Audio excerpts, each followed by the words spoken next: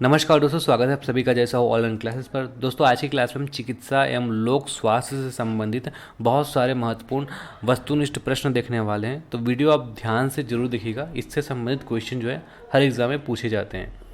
अगर आप आर्थिक सर्वेक्षण का कंप्लीट पैकेज चाहते हैं तो सिर्फ 149 रुपये में हमारे mobile application Ajay Sahu online classes पर अवेलेबल है, जिसमें आप वीडियो के साथ साथ कंप्लीट PDF भी डाउनलोड कर सकते हैं। इसी तरीके से अगर आप घर बैठे एडीओ एग्ज़ाम की तैयारी करना चाहते हैं तो एडीओ का कंप्लीट पैकेज सिर्फ 2799 रुपये में अभी अवेलेबल है। और पंचायती राज, ग्रामीण विकास और आजीविका, अगर आपको एडीओ के सिर्फ 3 ही सब्जेक्ट चाहिए तो सिर्फ 7099 रुपये में हमारे मोबाइल एप्लीकेशन में अवेलेबल है। मोबाइल एप्लीकेशन आप प्ले स्टोर पर अजय साहू ऑनलाइन क्लास से सर्च करके फ्री में डाउनलोड कर सकते हैं और अधिक जानकारी के लिए आप इस नंबर पर कॉन्टैक्ट कर सकते हैं। तो आज का जो पहला प्रश्न है वो है, वर्तमान में छत्तीसगढ़ की जो मातृ मृत्यु दर है वो कितनी बताई गई है। तो मातृ मृत्यु दर छत्तीसगढ़ में अभी आर्थिक सर्वेक्षण के हिसाब से 160 बताया गया है, छत्तीसगढ़ की हम बात करें तो। और यही सेम चीज़ जब हम भारत की बात करें तो भारत का जो मातृ मृत्यु दर है वो 103 है वर्तमान में, जैसे कि यहाँ आपको दिख रहा होगा। ठीक है, मातृ मृत्यु दर जो है 1 लाख जीवित जन्मों पर आंका जाता है, तो भारत में अभी 103 है और छत्तीसगढ़ में 160 हो गई है मातृ मृत्यु दर। अगला क्वेश्चन है, राज्य में संस्थागत प्रसव दर है वो कितनी हो गई। संस्थागत प्रसव दर मतलब जो प्रसव है वो अस्पतालों वगैरह में कराया जाता है, उस हिसाब से इसका रेशियो निकाला जाता है। जैसे घर में प्रसव होता है, अस्पताल में प्रसव होता है, तो अस्पताल में जो प्रसव दर होता है उसको संस्थागत प्रसव के हिसाब से हम देखते हैं। तो NFHS 5 की रिपोर्ट के अनुसार छत्तीसगढ़ राज्य में जो संस्थागत प्रसव दर है, यहाँ पे आप देखेंगे 2019-21 के रिपोर्ट के अनुसार तो 85.7 है। ऑप्शन 20 का सही जवाब होगा। याद रखेंगे, संस्थागत प्रसव दर छत्तीसगढ़ में 85.7। फिर अगला क्वेश्चन है, जननी सुरक्षा योजना के अंतर्गत शासकीय अस्पतालों में संस्थागत प्रसव होने पर ग्रामीण क्षेत्र के महिलाओं को कितनी प्रोत्साहन राशि प्रदान की जाती है। देखिए, जननी सुरक्षा योजना है वो ऐसी योजना है जिसमें गर्भवती महिलाओं को प्रोत्साहन राशि दिया जाता है। ठीक है, अब ये जो प्रोत्साहन राशि वो संस्थागत प्रसव होने पर, मतलब जैसे शासकीय अस्पतालों में प्रसव होने पर मिलता है, तो कितना मिलता है। ग्रामीण क्षेत्र की अगर कोई महिला है तो उनको 1400 रुपये मिलता है। अगर सेम चीज़ यही है क्वेश्चन और उसमें शहरी क्षेत्र पूछा जाए, मतलब शहरी क्षेत्र के महिलाओं को कितनी प्रोत्साहन राशि मिलता है, तो ऐसा पूछा जाए तो ऑप्शन ए सही जवाब होगा 1000 रुपये। ठीक है, यहाँ पे आपको इसका डिटेल मिल जाएगा। जननी सुरक्षा जो योजना है वो संस्थागत प्रसव में वृद्धि करने के लिए लाया गया है और इसमें अगर शासकीय अस्पतालों में संस्थागत प्रसव होता है तो ग्रामीण क्षेत्र के महिलाओं को 1400 रुपये और शहरी क्षेत्र के महिला को 1000 रुपये मिलता है। और अगर मान्यता प्राप्त कुछ निजी अस्पतालों में केवल BPL परिवार के लिए, अगर BPL परिवार की गर्भवती महिलाएं हैं जो निजी अस्पतालों में, मान्यता प्राप्त निजी अस्पतालों में जिनका प्रसव होता है, तो ग्रामीण क्षेत्र का सेम है 1400 रुपये और शहरी क्षेत्र में है आपका 1000 रुपये। शासकीय अस्पतालों में सबके लिए है और निजी अस्पतालों में BPL परिवार के लिए है। और घर में प्रसव होने पर भी केवल BPL परिवार की ग्रामीण और शहरी महिलाओं को 500 रुपये की जो राशि है वो दी जाती है जननी सुरक्षा योजना के अंतर्गत। फिर अगला क्वेश्चन है, क्वेश्चन नंबर 6, प्रधानमंत्री सुरक्षित मातृत्व अभियान कब प्रारंभ हुआ। तो ये जो योजना है वो 6 मई 2016 को आरंभ हुआ, प्रधानमंत्री सुरक्षित मातृत्व अभियान। प्रदेश में 24 घंटे आवश्यक प्रसूति सेवाओं की सुविधा उपलब्ध कराने के उद्देश्य से अभी वर्तमान में कितने प्राथमिक स्वास्थ्य केंद्रों का चयन किया गया है। 24 घंटे जो है प्रसूति सेवा उपलब्ध करने के लिए वर्तमान में 500 प्राथमिक स्वास्थ्य सुविधा केंद्रों का चयन किया गया है। ठीक है, तो प्रधानमंत्री सुरक्षित मातृत्व योजना के बारे में हमने बताया था आपको कि 6 मई 2016 को ये आरंभ हुआ और गर्भवती महिलाओं की प्रसव पूर्व जो गुणवत्तापूर्ण जांच होनी चाहिए, इसके लिए ये योजना लाया गया। और इसके अंतर्गत प्रत्येक माह के 9 तारीख को राज्य के समस्त शासकीय संस्थाओं एवं चिन्हांकित PHC में प्रसव पूर्व जाँच का कार्य कराया जाता है। कब, प्रत्येक माह की 9 तारीख को। अगला क्वेश्चन है, छत्तीसगढ़ में शिशु मृत्यु दर जो है 2022-23 की स्थिति में कितनी हो गई। शिशु मृत्यु दर जो है छत्तीसगढ़ जब राज्य बना था तो 77 के आसपास था और ये कम होते होते छत्तीसगढ़ में अब 38 हो गया है। भारत की शिशु मृत्यु दर 2022-23 की स्थिति में कितनी हो गई, तो भारत की शिशु मृत्यु दर है वो 33 हो गई। यहाँ पे आप इस ग्राफ में देख सकते हैं, शिशु मृत्यु दर का ये ग्राफ है और ये जो ब्लू वाला लाइन है वो छत्तीसगढ़ का है, रेड वाला लाइन है जो भारत का है। तो 2022-23 के हिसाब से आपका छत्तीसगढ़ में है 38 और भारत में 33। ठीक है, शिशु मृत्यु दर जो है कैसे निकाला जाता है, 1000 जीवित जन्मों पर निकाला जाता है। फिर अगला क्वेश्चन है, राज्य में पूर्ण टीकाकरण की जो दर है वो कितनी पहुंच गई है। तो आर्थिक सर्वेक्षण की रिपोर्ट के अनुसार राज्य में पूर्ण टीकाकरण की जो दर है वो 79.7% है। वर्तमान में राज्य में कुष्ठ प्रभाव दर प्रति 10,000 कितनी है। प्रति 10,000 कुष्ठ प्रभाव दर है 1.77। याद रखेंगे कुष्ठ प्रभाव दर को 1.77। यहाँ पे आप देख सकते हैं कुष्ठ प्रभाव दर जो है जब राज्य बना था, राज्य का स्थापना हुआ था तो 8.2 प्रति 10,000 थे। अब जो वर्तमान में चेंज ओवर कितना होगा, मात्र 1.77 प्रति 10,000। तो कुष्ठ प्रभाव दर आप याद रखेंगे। टीकाकरण में हमने देखा था कि पूर्ण टीकाकरण की जो दर है वो 79.7% हो चुकी है। और अगर 1 वर्ष तक के बच्चों के लिए टीकाकरण का क्वेश्चन पूछा जाए, पूर्ण टीकाकरण 1 वर्ष के बच्चों के लिए, तो इसका जो है 90.5% का जो है 2021-22 के हिसाब से पूर्ण टीकाकरण का प्रतिशत है।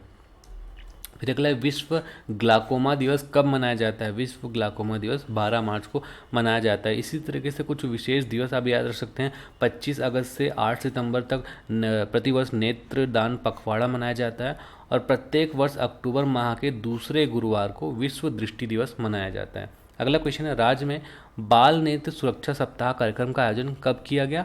बाल नेत्र सुरक्षा सप्ताह का जो आयोजन है 14 से 20 नवंबर। देखिए 14 नवंबर बाल दिवस होता है ना, 14 नवंबर जो है वो बाल दिवस रहता है, तो इससे याद रखेंगे 14 से 20 नवंबर। राज्य में वर्तमान में कुल कितने नेत्र बैंक है। तो राज्य में वर्तमान में कुल 6 नेत्र बैंक है। इसके साथ साथ 4 कार्निया ट्रांसप्लांट सेंटर है। और ये जो बाल नेत्र सुरक्षा सप्ताह है, हमने बताया था कि 14 से 20 नवंबर के बीच मनाया जाता है। तो इसके दौरान क्या होता है, छात्रों का नेत्र परीक्षण किया जाता है और जिनको नेत्र दोष है उनको निःशुल्क चश्मा का वितरण वगैरह भी किया जाता है। फिर अगला क्वेश्चन है, मुख्यमंत्री विशेष सहायता कार्यक्रम के अंतर्गत दुर्लभ बीमारियों के लिए राज्य के पात्र परिवारों को अधिकतम कितने रुपए तक की इलाज की सुविधा दी जाती है। मुख्यमंत्री विशेष सहायता कार्यक्रम, इसके अंतर्गत अधिकतम 20 लाख रुपए तक का जो है उपचार किया जाता है। और ऐसा इतना अधिक राशि खर्च करने वाला छत्तीसगढ़ पूरे भारत में इकलौता पहला राज्य है। ठीक है, मुख्यमंत्री विशेष सहायता कार्यक्रम के लिए पात्रता किसे है, प्राथमिकता एवं अंत्योदय राशन कार्डधारी, इन दोनों को पात्रता है। ठीक है, प्राथमिकता एवं अंत्योदय राशन कार्डधारी। जैसे कि आप देख सकते हैं यहाँ पे मुख्यमंत्री विशेष सहायता योजना, इसमें दुर्लभ बीमारियों के इलाज के लिए 20 लाख रुपए तक की जो है इलाज सुविधा प्रदान की जाती है। जनवरी 2020 से ये संचालित है और इतनी बड़ी राशि खर्च करने वाला छत्तीसगढ़ जो है पहला राज्य है। पात्रता क्या है, प्राथमिकता और अंत्योदय राशन कार्डधारी परिवार। फिर अगला है क्वेश्चन नंबर 17, राज्य में संचालित संजीवनी एक्सप्रेस सेवा का टोल फ्री नंबर क्या है। देखिए टोल फ्री नंबर संजीवनी एक्सप्रेस का है 108। ठीक है, याद रखेंगे 108 संजीवनी एक्सप्रेस का टोल फ्री नंबर है। इसमें आकस्मिक स्थिति में दुर्घटना वगैरह हो जाता है और कोई आकस्मिक स्थिति में जिसमें आप कॉल करके एम्बुलेंस बुला सकते हैं। उसी तरीके से महातारी एक्सप्रेस सेवा जो है वो गर्भवती महिलाओं के लिए बनाया गया है। गर्भवती महिलाओं से संबंधित कोई भी अगर चिकित्सीय सलाह चाहिए तो आप 102 में कॉल कर सकते हो। तो ये जो है 102 आपका महातारी एक्सप्रेस सेवा है, 108 संजीवनी एक्सप्रेस सेवा है, 1098 ये चाइल्ड लाइन नंबर है। बच्चों से संबंधित अगर कोई प्रॉब्लम है तो आप इसमें कॉल कर सकते हैं। और 112 जो है एक के नंबर सब्बोबर योजना के अंतर्गत आता है। इसमें पुलिस हो गया, एम्बुलेंस हो गया, आपका जो जितने भी आकस्मिक घटनाएं हैं, एक नंबर सब वो इसमें सब कुछ आ जाता है। पुलिस, एम्बुलेंस, जैसे आगजनी हो गया है ना, तो ये सब के लिए आ जाता है। फिर अगला क्वेश्चन है question number 19, doctor Khubchand Baghel स्वास्थ्य सहायता योजना के अंतर्गत मिलने वाले उपचार सुविधा में निम्न में से क्या सही है। तो चलिए विकल्प पढ़ते हैं। अंत्योदय व प्राथमिकता के राशन कार्डधारी परिवारों को 5 लाख तक नगद रहित उपचार की सुविधा प्राप्त होता है, ये ऑप्शन सही है। अगला है अंत्योदय व प्राथमिकता के अतिरिक्त शेष सभी प्रकार के अन्य राशन कार्डधारी परिवार को 50,000 तक के जो है नगद रहित उपचार सुविधा प्राप्त होता है, तो ये भी सही है। तो विकल्प ए और बी दोनों सही है। ठीक है, अंत्योदय और प्राथमिकता परिवार वालों को 5 लाख तक का फ़ायदा मिलता है और इसके अलावा जितने भी राशन कार्डधारी उनको 50,000 रुपये तक का उपचार का सुविधा मिलता है डॉक्टर खूबचंद बघेल स्वास्थ्य सहायता योजना के अंतर्गत। फिर अगला क्वेश्चन है, शहरी एवं ग्रामीण क्षेत्र में कितनी जनसंख्या में एक आंगनबाड़ी केंद्र स्थापित किया जाता है। तो शहरी एवं ग्रामीण क्षेत्र में, सामान्य क्षेत्र में अगर हम बात करें तो 400 से 800 की जनसंख्या पर एक आंगनबाड़ी क्षेत्र केंद्र स्थापित किया जाता है। और अगर हम आदिवासी या फिर पहाड़ी दुर्गम क्षेत्र की हम बात करें तो वहाँ पर एक आंगनबाड़ी केंद्र स्थापित करने के लिए जो जनसंख्या 400 मिनिमम है, उसको 100 घटा दो आप, 300 से 800 पर भी स्थापित किया जा सकता है। ठीक है, यहाँ पे आप देख सकते हैं शहरी और ग्रामीण क्षेत्र में आपका 400 से 800 पर एक आंगनबाड़ी केंद्र, और आदिवासी क्षेत्र पहाड़ी क्षेत्र में 300 से 800 पर एक आंगनबाड़ी केंद्र, और मिनी आंगनबाड़ी की हम बात करें तो सामान्य क्षेत्र में 150 से 400, और इसमें जो आदिवासी क्षेत्र है उसमें 150 से 300 जनसंख्या, जो मैक्सिमम 400 उसमें एक कम 300 जनसंख्या पर मिनी आंगनबाड़ी केंद्र संचालित किया जा सकता है। फिर अगला है वजन त्यौहार राज्य में कब से मनाया जा रहा है। वर्ष 2012 से वजन त्यौहार मनाया जा रहा है। इसमें 5 वर्ष तक के बच्चों का वजन करके डेटा निकाला जाता है। वजन त्यौहार वर्ष 2022 के अनुसार कुपोषण की दर कितने प्रतिशत आ गई है राज्य में। तो राज्य में कुपोषण की दर जो है वजन त्यौहार 2022 के अनुसार हम देखें तो 17.76 है। याद रखेंगे वजन त्यौहार के बारे में। 5 वर्ष तक के बच्चों का डेटाबेस तैयार किया जाता है, 2012 से संचालित है, और वजन त्यौहार 2022 के अनुसार कुपोषण की दर है 17.76%। इसके अलावा राष्ट्रीय परिवार एवं स्वास्थ्य सर्वेक्षण 5 के हिसाब से छत्तीसगढ़ में जो कुपोषण दर है वो 31.3% है। तो वजन त्यौहार के अनुसार कुपोषण दर और राष्ट्रीय परिवार एवं स्वास्थ्य सर्वेक्षण के हिसाब से कुपोषण दर, ये दोनों ध्यान में आप रख सकते हैं। अगला है मुख्यमंत्री बाल संदर्भ योजना किससे संबंधित है। तो मुख्यमंत्री बाल संदर्भ योजना जो है गंभीर कुपोषित एवं संकटग्रस्त बच्चों को चिकित्सीय परीक्षण सुविधा दिलाने के लिए लाया गया है। नाम है मुख्यमंत्री बाल सुरक्षा योजना। सुचिता योजना कब आरंभ हुआ।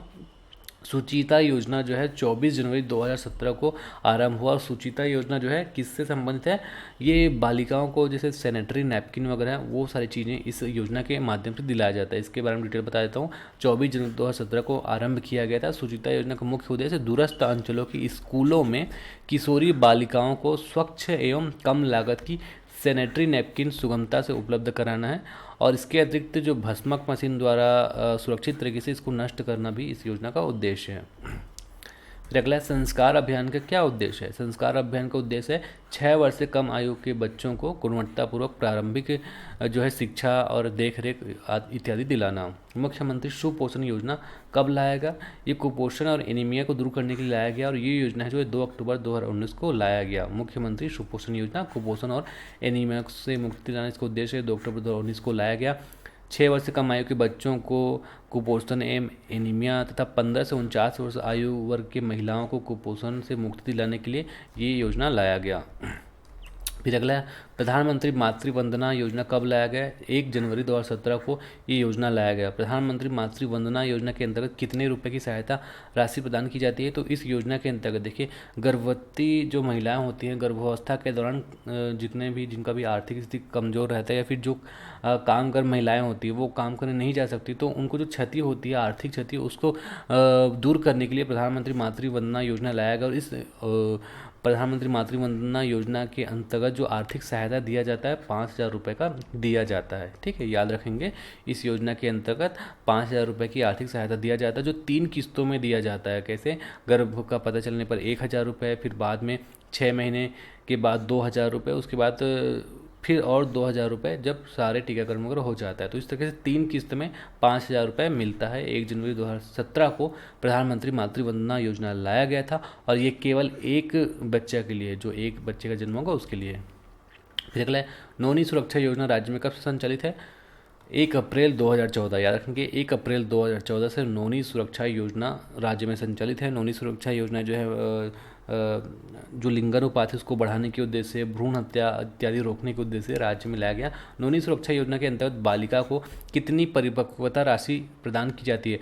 कोई बालिका जो होती है वो 18 वर्ष पूर्ण कर लेती है, और जिनका विवाह नहीं हुआ रहता 18 वर्ष से पहले, और जो 12वीं तक की जो शिक्षा वो ग्रहण कर लेती हैं, तब उनको जाकर 1 लाख रुपए तक की राशि दी जाती है नौनी सुरक्षा योजना के अंतर्गत। ठीक है, नौनी सुरक्षा योजना के अंतर्गत एक ही परिवार के अधिकतम 2 बालिका को इस योजना का लाभ मिलता है। नौनी सुरक्षा योजना के संदर्भ में पात्रता के संदर्भ में क्या सही है। क्षेत्र का मूल निवासी होना चाहिए, बीपीएल परिवार का होना चाहिए, और बालिका का जन्म जो है 1 अप्रैल 2014 मतलब जब ये योजना लाया गया उसके बाद होना चाहिए। तो उपरोक्त तो सभी जो है इसका सही जवाब होगा। तो याद रखेंगे नौनी सुरक्षा योजना 1 अप्रैल 2014 को लाया गया। और इसमें बाल लिंगानुपात और जो भ्रूण हत्या वगैरह होता है उस सबको दूर करने के लिए लाया गया था। और इस योजना में याद रखें कि एक घर के 2 बालिकाओं को लाभ मिलता है, परिपक्वता होने पर 1 लाख रुपए दिया जाता है। फिर अगला है क्वेश्चन नंबर 34। महिलाओं के विरुद्ध होने वाली हिंसा के मामलों में त्वरित सहायता उपलब्ध कराने के उद्देश्य से महिला हेल्पलाइन संचालित है। अब उसका महिला हेल्पलाइन जो नंबर है, टोल फ्री नंबर, उसको आपको बताना है क्या है। तो देखिए, ये तो 21 नंबर सबो वर्क हो गया, ये संजीवनी एक्सप्रेस हो गया, ये महतारी एक्सप्रेस हो गया। 181 इसका सही जवाब होगा महिला हेल्पलाइन नंबर। बेटी बचाओ बेटी पढ़ाओ योजना कब से संचालित है? 22 जनवरी 2015 से ये संचालित है। छत्तीसगढ़ महिला कोष का गठन कब किया गया? छत्तीसगढ़ महिला कोष का गठन 2 फरवरी 2002 को किया गया। छत्तीसगढ़ महिला कोष द्वारा महिला स्व सहायता समूह को अधिकतम कितने रुपए तक का ऋण पहली बार प्रदान किया जाता है? तो छत्तीसगढ़ महिला कोष के द्वारा महिला स्व सहायता समूह को अधिकतम 50,000 रुपये का ऋण प्रदान किया जाता है। और ये जब 50,000 का ऋण सही समय पर दे देते हैं तो इनको फिर से 2 लाख तक का ऋण और प्रदान किया जा सकता है। यहाँ पर जिसे देखते हैं छत्तीसगढ़ महिला कोष, इसका जो गठन है 2 फरवरी 2002 को किया गया। छत्तीसगढ़ महिला कोष द्वारा महिला स्व सहायता समूह को आसान शर्तों पर ऋण उपलब्ध कराया जाता है। अधिकतम 50,000 तक का ऋण प्रथम बार में, और प्रथम बार का ऋण सफलतापूर्वक जब लौटाते हैं तो 2 लाख रुपये तक का ऋण द्वितीय बार में प्रदान किया जाता है। और 3% साधारण ब्याज की दर से ये ऋण जो है प्रदान किया जाता है। फिर अगला है क्वेश्चन नंबर 38। सक्षम योजना के अंतर्गत निम्न में से किसे आसान शर्तों पर 1 लाख तक का ऋण प्रदान किया जाता है? तो सक्षम योजना के अंतर्गत ऐसी महिलाएं जिनकी पति की मृत्यु हो चुकी है, 35 से 45 आयु वर्ग की अविवाहिता महिलाएं और कानूनी तौर पर तलाकशुदा महिलाओं, इन सबको, उपरोक्त सभी को 1 लाख रुपए तक का जो है प्रदान किया जाता है ऋण, है ना। फिर अगला है सक्षम योजना के बारे में एक और चीज़ देख सकते हैं, जैसे कि ये जो योजना है छत्तीसगढ़ महिला कोष द्वारा ही लाया गया और 2009-10 में सक्षम योजना लाया गया। अगला क्वेश्चन है उज्ज्वला गृह योजना में केंद्र शासन, राज्य शासन तथा स्वैच्छिक संगठन का अंशदान, मतलब जितना भी उज्ज्वला गृह योजना में खर्चा होगा उसमें कितना कितना परसेंटेज इन सब का शेयर है? तो आपको याद रखना है ऑप्शन नंबर ए 60, 30 और 10।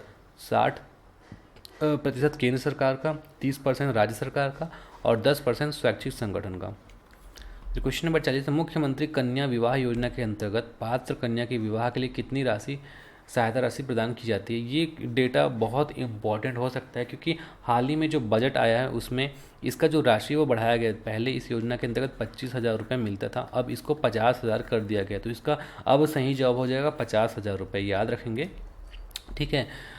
देखिए, ये योजना है छत्तीसगढ़ राज्य के गरीबी रेखा के नीचे जीवन यापन परिवार करने वालों के लिए है। और इसके अंतर्गत जो है मुख्यमंत्री खाद्यान्न सहायता योजना के अंतर्गत कार्डधारी परिवार को भी लाभ मिलता है। 18 वर्ष से अधिक आयु की अधिकतम 2 कन्याओं को इसका लाभ मिलता है। विवाह के लिए प्रत्येक कन्या को 50,000 रुपये देने की व्यवस्था किए जाने के प्रावधान है। इस वर्ष के बजट में बढ़ाया गया है, पहले 25,000 था, 25,000 से 50,000 कर दिया गया और इसके लिए इस वर्ष के बजट में 38 करोड़ का प्रावधान है। इसलिए ये योजना है मुख्यमंत्री कन्या विवाह योजना, वो अति इम्पोर्टेंट है।